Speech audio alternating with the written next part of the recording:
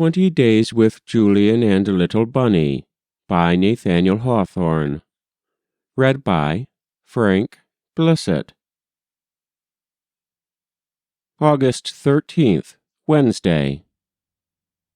The little man did not bestir himself so early as usual, so at last I got up, after being some time awake, and found it to be nearly 7 o'clock. I bathed before calling him. It was an overcast morning, with mists sleeping heavily on all the hills, but here and there you could see the sunbeams melting through them, and there was every prospect of a hot and shining day. I suppose this mist and cloudiness is merely local, so that Phoebe will probably have a fair morning in which to start for home.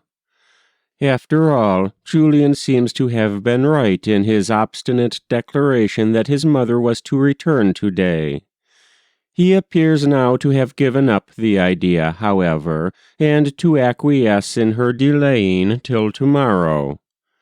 His mind is full of the subject, nevertheless, and seeing me in a clean pair of linen pantaloons just now, he asked if I had put them on for Mamma. As we were going for the milk, he talked about what his delight would be and how he should behave when his mother arrived. At 10 o'clock we took a stroll in Tanglewood without any adventure, and returned at 11. The remainder of the forenoon we have spent in the house, it being very warm and Julian disinclined to move. He complains of not feeling well, but cannot describe his symptoms. I rather think dinner will set him right.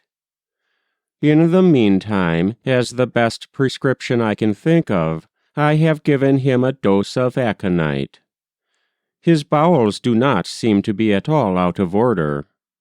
Our hot and weary walk yesterday may have affected him.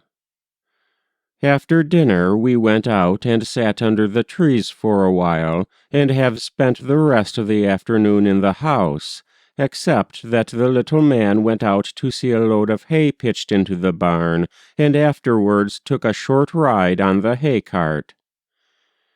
At 5 o'clock he complained that his head ached, and I gave him a dose of belladonna. Towards evening he brightened up, ate a good supper, and seemed altogether as well as usual.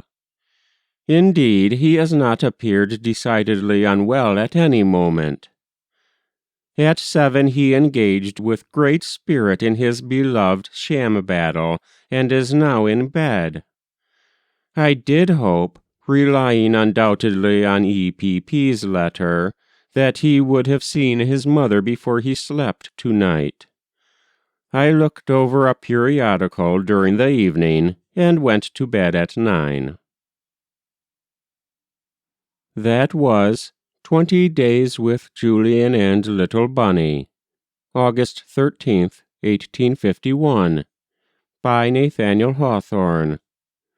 Read by Frank Blissett.